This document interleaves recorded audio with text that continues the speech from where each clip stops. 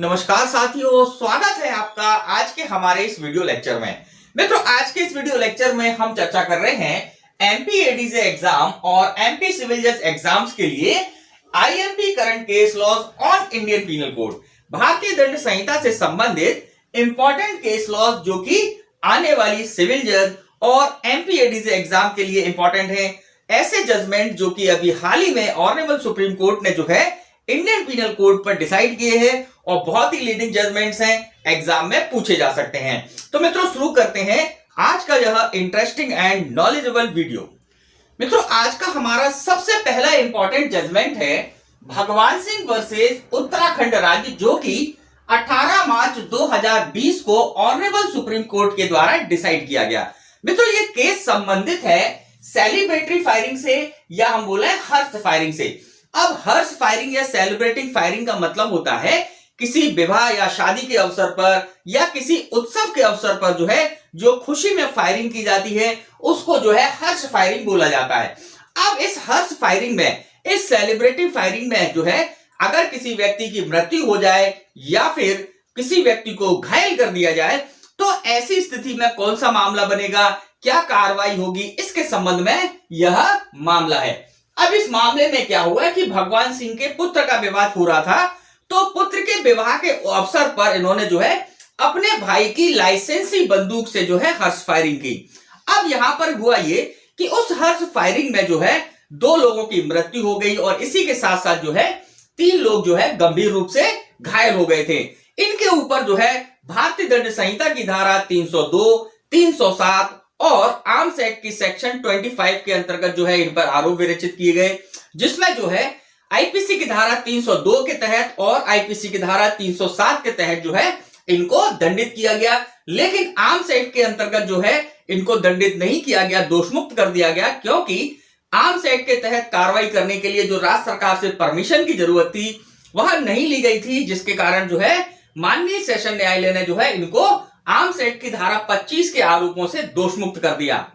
लेकिन भारतीय दंड संहिता की धारा 302 के तहत और 307 के तहत इनको दंडित किया गया। अब इस निर्णय के विरुद्ध जो है उच्च न्यायालय में इन्होंने अपील की और अपील में यह तर्क रखा या अपील में अपना पक्ष रखते हुए ऑब्जेक्शन लिया कि इस मामले में जो है जो गोली चली थी वह जो है दुर्घटनावश या नेग्लिजेंस के कारण घटी थी, क्योंकि पास में ही बच्चे खेल रहे थे और बच्चे खेल रहे थे, उनकी बॉल आकर जो है बंदूक पर लगी और उसके कारण जो है गोली चल गई और उससे जो है यह घटना कह सकते हैं कि नेग्लिजेंस के कारण दुर्घटना घटी। और इनका मामला जो है आईपीसी की धारा 302 और 307 के अंतर्गत ना आते हुए धारा 304 ए के अंतर्गत नेग्लिजेंस के कारण जो घटना घट जाती है उसके कारण आता है, कॉजिंग डेथ बाय नेग्लिजेंस में आता है। अब यहां पर जो है माननीय उच्च न्यायालय ने जो है इनके तर्क को खारिज कर दिया और इनके तर्क को खारिज करते हुए अपील निरस्त करते हुए दोष सिद्धि को कायम रखा। अब ये जो है इस निर्णय के विरुद्ध जो है, इस अपील के विरुद्ध जो है सुप्रीम कोर्ट पहुंचे और सुप्रीम कोर्ट में इन्होंने जो है अपने मुख्य रूप से 2 आधार रखे। पहले इन्होंने कहा कि जो गोली चली थी वह बंदूक पर बॉल लगने के कारण चली थी, जिससे जो है मृत्यु हो गई। तो माननीय सर्वोच्च न्यायालय ने सबसे पहले इस प्रश्न का उत्तर देते हुए कहा कि बंदूक की गोली जो है किसी बॉल के लगने से चलना संभव नहीं है, यह सामान्यता हो ही नहीं सकता, इसीलिए उन्होंने जो है इस तर्क को खारिज कर दिया। अब इसके बाद मेन मुद्दा था कि क्या इनको जो है भारतीय दंड संहिता की धारा 302 के अंतर्गत और इसी के साथ साथ 307 के अंतर्गत दंडित किया जाना सही था या फिर यह मामला जो है किसी अन्य धारा में आएगा। तो यहां पर माननीय सर्वोच्च न्यायालय ने इस मामले में क्या क्या बातें कही, तो हम देखते हैं। सबसे पहले माननीय सर्वोच्च न्यायालय ने कहा कि आत्मरक्षा या फसल या पशुओं की रक्षा और सुरक्षा के लिए प्रदत्त लाइसेंसी बंदूक, बात को समझिएगा कि जो बंदूक का लाइसेंस दिया जाता है यह या तो आत्मरक्षा के लिए दिया जाता है या फसल या पशुओं की रक्षा के लिए, सुरक्षा के लिए बंदूक का लाइसेंस दिया जाता है और यह इसी उपयोग में लिया जाना चाहिए, किसी उत्सव के अवसर पर इसका उपयोग नहीं किया जाना चाहिए। तो सबसे पहली बात माननीय सर्वोच्च न्यायालय ने कहा कि जो बंदूक है, जो लाइसेंसी बंदूक है, इनका उपयोग जो है एक निश्चित कारणों से उपयोग में लिया जाना चाहिए, निश्चित कारणों से इनका जो है अपने पास रखा जाना चाहिए। तो इसके बाद माननीय सर्वोच्च न्यायालय ने कहा कि लोगों की भीड़ में हर्ष फायरिंग करने का कृत्य ठीक वैसा ही मामला है जैसे कि लोगों की भीड़ पर गोली चलाना। मतलब माननीय सर्वोच्च न्यायालय ने साफ कहा कि ये जो मामला है यह उसी प्रकार से है जिस प्रकार से लोगों की भीड़ के ऊपर कोई व्यक्ति गोली चलाता है। अगर कोई व्यक्ति किसी उत्सव में जहां पर जो है कई सारे लोग मौजूद हो, वहां पर अगर हर्ष फायरिंग की जाती है तो वह उसी तरह का मामला बनेगा जैसा कि किसी भीड़ पर गोली चलाई जाती है। इसी के साथ साथ माननीय सर्वोच्च न्यायालय ने कहा कि हर्ष फायरिंग के दौरान किसी व्यक्ति की गोली चलने से मृत्यु हो जाए तो यह मामला जो है आईपीसी की धारा 299 के अंतर्गत आपराधिक मानववध का अपराध घटित करेगा और आईपीसी की धारा 304 के भाग 2 के अंतर्गत दंडनीय होगा। अब यहां पर माननीय सर्वोच्च न्यायालय ने इस बात को, जो शंकाएं थी, उसको दूर करते हुए स्पष्ट किया कि यह मामला 302 का मामला नहीं है। यह मामला जो है भारतीय दंड संहिता की धारा 304 के भाग 2 के अंतर्गत आने वाले आपराधिक मानव वध के लिए दंडित मामला है। तो यहां पर माननीय सर्वोच्च न्यायालय ने इस बात को स्पष्ट किया। इसी के साथ साथ माननीय सर्वोच्च न्यायालय ने कहा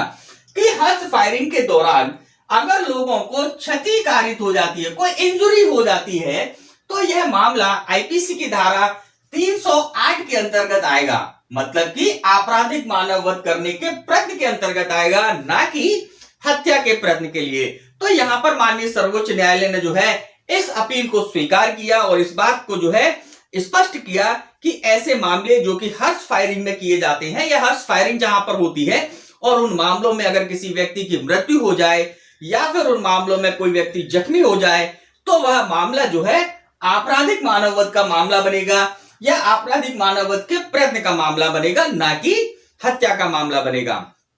अब इसके बाद जो हमारा अगला केस लॉ है कन्वर पाल सिंह, अब ध्यान दीजिएगा, बहुत ही इंपॉर्टेंट केस लॉ है कन्वर पाल सिंह वर्सेस उत्तर प्रदेश राज्य, जो कि 18 दिसंबर 2019 को डिसाइड किया गया। अब ये केस जो है बहुत ही इंपॉर्टेंट केस है। इस केस में हुआ क्या था कि उत्तर प्रदेश में जो है अवैध जो बालू या सैंड का उत्खनन किया जा रहा था, रेत का उत्खनन किया जा रहा था, तो पुलिस अधिकारियों ने जो है ऐसे मामलों में जो है धारा 378, 379 के अंतर्गत कार्रवाई की। तो यहां पर माननीय सर्वोच्च न्यायालय के समक्ष यह प्रश्न उत्पन्न हुआ कि क्या पुलिस जो है डायरेक्ट आईपीसी की धारा 378, 379 के अंतर्गत कार्रवाई कर सकती है? क्या पुलिस जो है डायरेक्ट चोरी के अपराध के लिए जो है मामला दर्ज कर उसमें जो है इन्वेस्टिगेशन कर मामले को चला सकती है क्या? तो इस केस में माननीय सर्वोच्च न्यायालय ने यह कहा कि जो खान एवं खनन अधिनियम है 1957,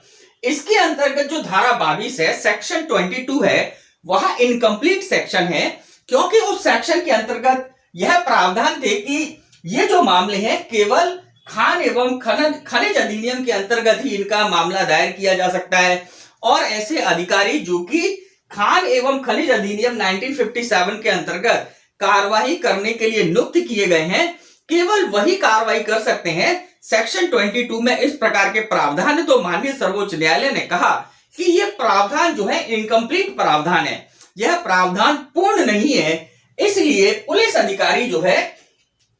ऐसे मामलों में जहां पर कि बालू या सैंड का या जो है रेत का उत्खनन किया जा रहा है, वहां पर जो है डायरेक्ट कार्रवाई कर सकते हैं, क्योंकि वर्तमान में ऐसे केसेस जो है बहुत ही उत्पन्न हो रहे हैं। कई सारे मामले जो है खान एवं खनिज अधिनियम के अंतर्गत जो है बालू की चोरी, रेत की चोरी संबंधित बढ़ते जा रहे हैं। तो ऐसी कंडीशन में सेक्शन 22 के अंतर्गत जो है केवल उन्हीं प्राधिकारियों के ऊपर या उन्हीं प्राधिकारियों को प्राधिकृत करना जो है यह उचित नहीं है। इसीलिए जो है खान एवं खनिज अधिनियम की धारा 22, धारा 22 जो है यह इनकम्प्लीट धारा है, यह पूर्ण धारा नहीं है। इसीलिए पुलिस जो है सीआरपीसी के अंतर्गत कार्रवाई कर सकती है और ऐसे व्यक्ति को जो है न्यायालय में सेक्शन 378 एवं 379 के अंतर्गत जो व्यक्ति इस प्रकार का उत्खनन करते हैं, अवैध रेत का उत्खनन करते हैं, उनके ऊपर जो है पुलिस डायरेक्ट 378 आईपीसी, 379 आईपीसी के अंतर्गत जो है कार्रवाई कर सकती है, इन्वेस्टिगेशन कर सकती है, गिरफ्तारी कर सकती है और वह सारी प्रक्रिया कर सकती है जो कि सीआरपीसी के अंतर्गत, दंड प्रक्रिया संहिता के अंतर्गत वर्णित है। तो यहां पर मित्रों हमने ये दो केसेस देखे। अब हम देखते हैं हमारे अगले केसेस। मित्रों हमारा जो अगला इंपॉर्टेंट केस है वो है सूरज जगन्नाथ जाधव वर्सेस महाराष्ट्र राज्य, जो कि 13 दिसंबर 2019 को डिसाइड किया गया। इस केस के फैक्ट्स इस प्रकार थे कि जो सूरज जगन्नाथ हैं, इन्होंने क्या किया, अपनी पत्नी के ऊपर नशे की हालत में मिट्टी का तेल डाल दिया। जब इनकी पत्नी जो है अपने आप को बचाने के लिए भागी तो इन्होंने जो है उसके ऊपर माचिस की जलती हुई तीली डाल दी, जिसके कारण वो महिला जो है लगभग 60% जल गई और इसके कारण जो है जलने के कारण उनकी मृत्यु हो गई। तो यहां पर सूरज जगन्नाथ जाधव को जो है भारतीय दंड संहिता की धारा 302 के तहत दंडित किया गया तथा दंडादेश दिया गया। अब इस मामले में इनका जो तर्क था, इनका यह तर्क था कि इनका मामला जो है भारतीय दंड संहिता की धारा 302 के तहत पनिशेबल नहीं है। इनका मामला जो है भारतीय दंड संहिता की धारा 304 का जो पार्ट सेकंड है उसके तहत जो है आपराधिक मानव वध के अंतर्गत आता है और वहां इनको दंडित किया जाना चाहिए। अब इन्होंने जो है इसके लिए ऑनरेबल हाई कोर्ट में अपील की, लेकिन इनकी अपील को खारिज कर दिया गया। तत्पश्चात यह सुप्रीम कोर्ट पहुंचे और सुप्रीम कोर्ट के पास जो मेन पॉइंट था, मेन मुख्य प्रश्न था, वह यह निर्धारित करना था कि घटना के समय अपीलार्थी नशे की हालत में था। क्या इस आधार पर अपीलार्थी का अपराध आईपीसी की धारा 300 के अपवाद 4 के अंतर्गत आएगा या फिर धारा 300 के भाग 4 में हत्या के अपराध के लिए होगा? तो ऐसी स्थिति में माननीय सर्वोच्च न्यायालय ने डिसाइड किया कि नशे की हालत में होना मात्र, अब यहां पे ध्यान रखिएगा, केवल नशे की हालत में कोई व्यक्ति है, यह कोई ग्राउंड नहीं है। इन्होंने माननीय सर्वोच्च न्यायालय ने कहा कि नशे की हालत में मात्र होना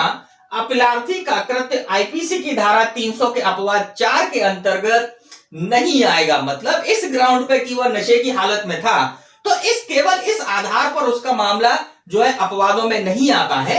यह निर्धारित करने के लिए प्रत्येक मामले के तथ्य एवं परिस्थितियों पर विचार किया जाना चाहिए, विनिश्चित किया जाना चाहिए। मतलब हर मामले के तथ्य और परिस्थितियों को ध्यान में रखकर डिसाइड किया जाना चाहिए कि क्यों वो मामला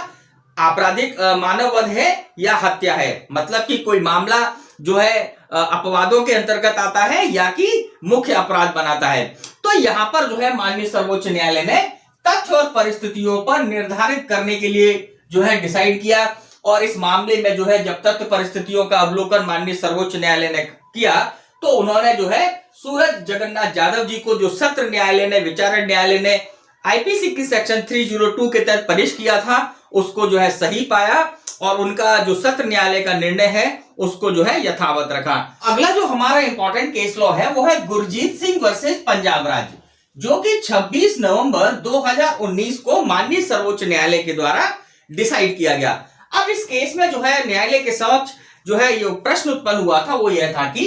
क्या मात्र इस कारण की अभियुक्त को आईपीसी की सेक्शन 498A, मतलब कि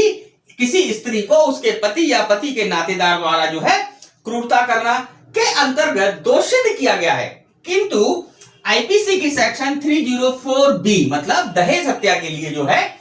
के अंतर्गत दोषमुक्त कर दिया गया। मतलब कि 498A में तो कन्विक्शन हो गया, लेकिन सेक्शन 304B में जो है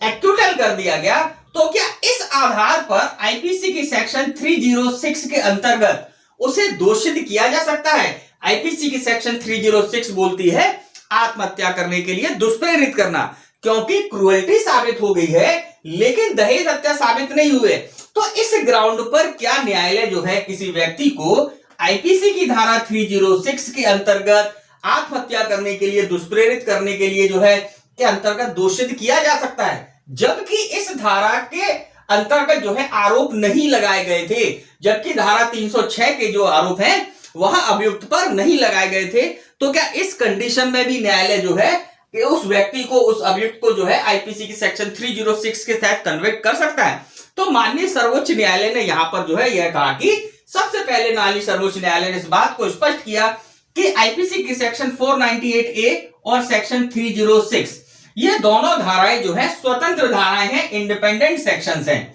और अलग अलग अपराध का गठन करती हैं। इसी के साथ साथ माननीय सर्वोच्च न्यायालय ने कहा, यदि क्रूरता ऐसी प्रकृति की है, ध्यान दीजिएगा, जो क्रुअल्टी का नेचर है उसका नेचर किस प्रकृति का है कि महिला के समक्ष आत्महत्या करने के सिवाय कोई विकल्प नहीं बचा था, तब केवल इसी ग्राउंड पर, मतलब महिला के साथ जो क्रुअल्टी की जा रही थी वह इस नेचर की थी कि महिला के पास कोई अन्य विकल्प उपलब्ध नहीं था, उसने जो है आत्महत्या करने का ही विकल्प जो है चुना, क्योंकि उसके पास कोई और विकल्प नहीं था। तो ऐसी कंडीशन अगर निर्मित कर दी जाती है तो केवल इसी कंडीशन में तभी वह आत्महत्या के लिए दुष्प्रेरण को आश्रित करेगा, तभी न्यायालय जो है ऐसे व्यक्ति को आईपीसी के सेक्शन 306 के अंतर्गत जो है दोष सिद्ध कर सकता है। किंतु केवल क्रूरता की स्थापना करने पर, मतलब केवल क्रूरता को एस्टैब्लिश करने मात्र से जो है आईपीसी की सेक्शन 306 के अंतर्गत आत्महत्या के लिए दुष्प्रेरण का अपराध घटित नहीं होता है, नहीं माना जाएगा कि जो है क्रुएल्टी साबित हो गई है, तो ऐसी स्थिति में सेक्शन 306 के तहत जो है कन्विक्शन किया ही जाए। तो यहां पर माननीय सर्वोच्च न्यायालय ने इस बात को स्पष्ट किया। अब इसके अलावा माननीय सर्वोच्च न्यायालय ने कहा कि धारा 306 का आरोप विरचित नहीं किए जाने मात्र से जो है अभियुक्त के साथ दोषसिद्धि से कोई हानि नहीं होती है। मतलब अगर मान लीजिए कि आरोप लगाए गए, लेकिन आरोप जो है केवल सेक्शन 498A का लगाया, इसी के साथ साथ धारा 304B का आरोप लगाया, लेकिन 306 का आरोप नहीं लगाया था, तो यहां पर माननीय सर्वोच्च न्यायालय ने कहा कि अगर उसमें कन्विक्शन किया जाता है तो यहां पर जो है इससे कोई हानि नहीं होती है, कोई इससे ज्यादा नुकसान नहीं होता है, यदि आरोप के अंतर्गत, मतलब जो सेक्शन 498A के अंतर्गत और धारा 304B के अंतर्गत जब आरोप विरचित किए गए तो उन आरोप में जो है धारा 306 के अनिवार्य तत्व जो हैं उनका वर्णन केवल अगर कर दिया गया था, मतलब सेक्शन 498A और सेक्शन 304B के जो इंग्रेडिएंट्स हैं इसमें जब इनका कह सकते हैं आरोप विरचित किए जा रहे थे, इसी के साथ साथ अगर धारा 306 के अंतर्गत जो है आत्महत्या के लिए दुष्प्रेरण के तत्वों का अगर उसमें समावेश कर दिया गया था, तो ऐसी कंडीशन में धारा 306 का आरोप विरचित किया जाना जो है इस मामले में किसी भी प्रकार की कोई हानि नहीं करता है। न्यायालय जो है सेक्शन 306 के तहत कन्विक्ट कर सकता है। अब इस केस के फैक्ट इस प्रकार थे कि गुरजीत सिंह जो है और इनके पिता, माता और इनकी भाभी, ये कुल मिलाकर 4 अभियुक्त गण थे। इनको जो है इस केस के अंतर्गत क्या किया गया, इनको जो है सेक्शन 490A के अंतर्गत तो इनको कन्विक्शन कर दिया गया, लेकिन सेक्शन 304B के अंतर्गत जो है एक्विटल किया गया। तो ऐसी स्थिति में माननीय सर्वोच्च न्यायालय ने जो है सेक्शन 306 ट्रायल कोर्ट ने, है ना, सर्वोच्च न्यायालय ट्रायल कोर्ट ने क्या किया, इनको सेक्शन 306 के अंतर्गत कन्विक्ट कर दिया। तो इसको लेकर जो हाईकोर्ट गए, हाईकोर्ट के बाद सुप्रीम कोर्ट पहुंचे और सुप्रीम कोर्ट ने जो है इस मामले में यह सारे डायरेक्शन दिए। तो मित्रों यहां पर हमारा ये केस कंप्लीट हुआ। अब हम देखते हैं हमारा आखिरी केस। मित्रों आज के हमारे इस वीडियो लेक्चर का लास्ट एंड इंपॉर्टेंट जजमेंट है मध्य प्रदेश राज्य वर्सेस कान्हा, जो कि 4 Feb 2019 को 4 फरवरी 2019 को माननीय सर्वोच्च न्यायालय द्वारा डिसाइड किया गया। अब इस केस में माननीय सर्वोच्च न्यायालय के सामने जो प्रमुखता से प्रश्न था वो यह था कि क्या धारा 307 के अंतर्गत दोषसिद्धि हेतु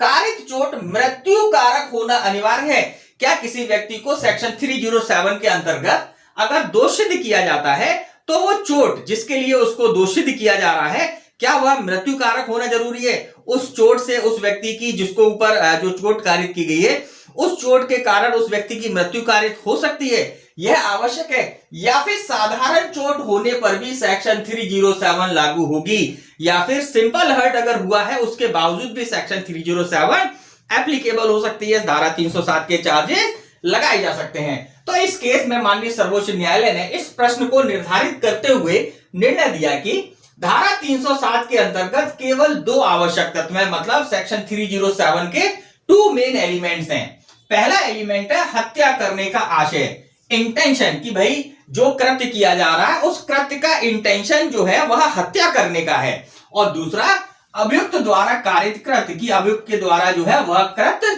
किया गया है। तो यहां पर माननीय सर्वोच्च न्यायालय ने कहा कि सेक्शन 307 के 2 ही मेन एलिमेंट हैं और इनका अवलोकन करने से जो निकल कर आता है वो यह है कि सेक्शन 307 के अंतर्गत कारित चोट मृत्यु कारित करने के लिए पर्याप्त हो यह आवश्यक नहीं है। पहली बात इंपॉर्टेंट कही कि यह आवश्यक नहीं है कि वो चोट मृत्यु कारित करने के लिए आवश्यक हो। केवल इस कारण की परिवादी को केवल साधारण उपहति कारित हुई है, केवल सिंपल हर्ट कारित हुई है। सेक्शन 307 के अंतर्गत जो दोषसिद्धि की गई थी ट्रायल कोर्ट के द्वारा, उसे हाई कोर्ट उच्च न्यायालय सेक्शन 324 के अंतर्गत परिवर्तित नहीं कर सकता। मतलब कि जहां पर सेक्शन 307 के अंतर्गत ट्रायल कोर्ट ने एक्यूज्ड पर्सन को दंडित किया है, दोषित किया धारा 307 में, वहां पर केवल इस आधार पर कि वो चोट जिसके कारण सेक्शन 307 के चार्जेस लगे, वह चोट साधारण प्रकृति की थी, सिंपल हर्ट की प्रकृति की थी, तो केवल इस आधार पर सेक्शन 307 के चार्जेस को सेक्शन 324 के चार्जेस में कन्वर्ट नहीं किया जा सकता है। तो यहां पर माननीय सर्वोच्च न्यायालय ने इस केस में इस बात को स्पष्ट करते हुए निर्णय दिया। तो मित्रों यहां पर हमने ये केस देखा और आज का ये वीडियो लेक्चर हम यहीं पर समाप्त करते हैं। आपको हमारी जानकारी कैसी लगी है तो आप कमेंट बॉक्स में जरूर लिखिएगा। वैसे हम आपको यहां पर क्लियर कर दें कि हम सेलेक्टेड जजमेंट्स को ले रहे हैं जो कि एग्जाम्स के लिए इंपॉर्टेंट है और केवल उन्हीं एलिमेंट्स को यहां पर आपके समक्ष रखा जा रहा है या आपसे शेयर किया जा रहा है जो कि एग्जाम के लिए इंपॉर्टेंट है। तो मित्रों इसी के साथ आज का ये वीडियो लेक्चर हम यहीं पर समाप्त करते हैं और अगर आपको हमारी ये जानकारी अच्छी लगी हो तो लाइक कीजिएगा, वीडियो को अपने फ्रेंड्स के साथ शेयर कीजिएगा और अगर हमारे इस चैनल पे आप नए हैं तो सब्सक्राइब जरूर कर लीजिएगा, क्योंकि इसी प्रकार के इंपॉर्टेंट जो वीडियोस हैं या इंपॉर्टेंट जो टॉपिक्स हैं उन पर हम इसी प्रकार के वीडियोस लाते रहते हैं। तो मित्रों आपसे इजाजत चाहेंगे, मिलेंगे आपसे हमारे नए वीडियो में। नमस्कार, जय हिंद, जय भारत।